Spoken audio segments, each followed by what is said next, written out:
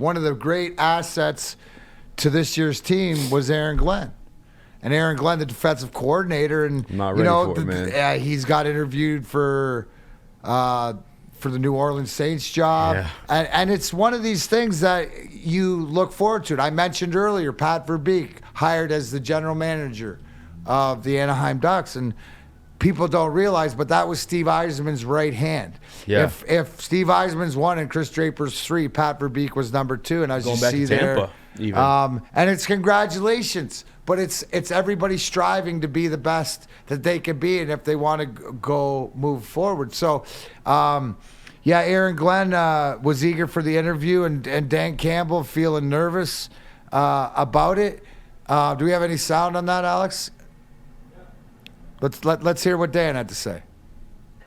Listen, so you can't do this to me, because all I'm going to do is, I love AG. I do not want to lose AG. That's how much I think of him and what he's brought to us and the life that he's given our defense, and knowing where it's going to go. But I'm just telling you, the guy's going to be a home run as a head coach. He's passionate. He's smart. He's got a good feel of personnel, how to use his own guys.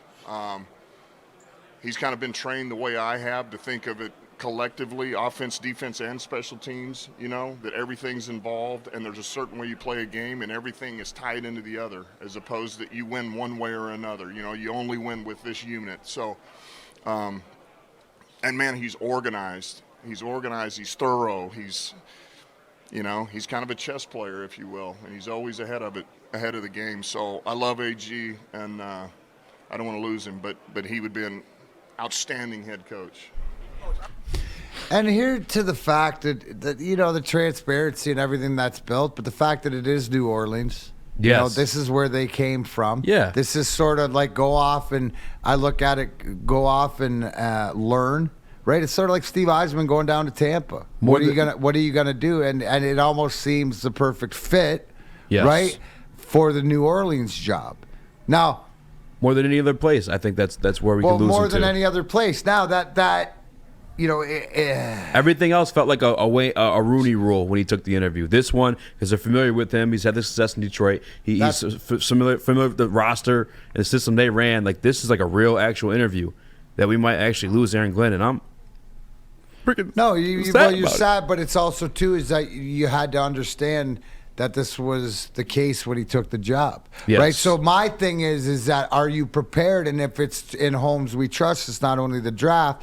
What pieces have been put in place? See, when I go to #WiserPlan, mm-hmm, right?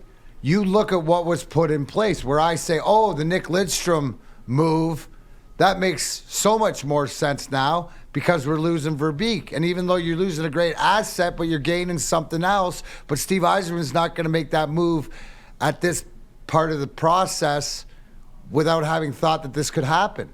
Right? When you're that tight, and you got to remember, Pat Verbeek was with Stevie in Tampa. They grew up, so it's the same thing as when Stevie was here with Ken Holland, and then he went to Tampa. Guys are learning. I mean, there could be something that this Red Wing regime of young guys, and this includes Drapes or whatever, I'm sure Drapes one day would like to be GM of a team. Right? So it's the evolution. It's just what is in place next. And you're talking about what pieces are in place next. Aubrey Pleasant. This is the cool thing I love about Dan Campbell and his structure and his leadership.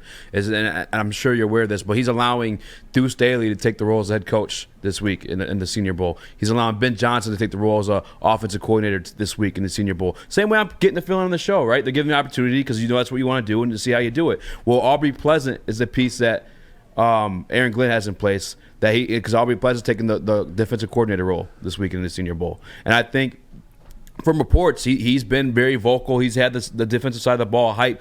And it may have been Corey who tweeted it out, but they said, I think it was our guy Justin Rogers actually. He said that the defensive side of the football has brought an energy that the offense is yet to match in this week in practice and Senior Bowl. And I think that's a piece that that Aaron Glenn has left in place or established in place, hopefully for us in Detroit, is Aubrey Pleasant if he does go on and take that job. Now, what you're saying and what you're telling me is that, this is what culture and foundation do when they see that who is the next man up. So this was sort of being prepared for, and you're telling me that that the leadership of the organization, even Dan Campbell, what he's doing with his coaches to get them more experience, that everybody's trying to make everybody else better. Yes. So if we do lose Aaron Glenn, we don't lose the essence and the culture of Aaron Glenn, because the next guy, Aubrey Pleasant. Yeah.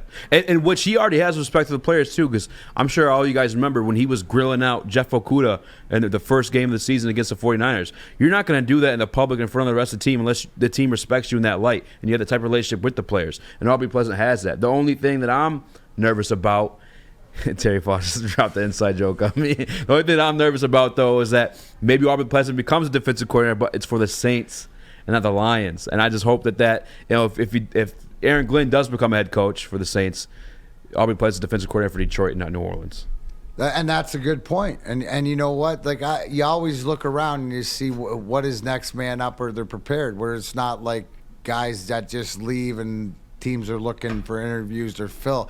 I always love when you're building something and it's from within, right? Mm-hmm. When you're at where we're at with Detroit building, we're still on the ground floor and stuff like this. So the more that you can insulate it, but this makes it better, that to me, to sound that the culture is back, right? Like, the culture is still building even though you lose a person. Yes. Because then it's the way that it's done.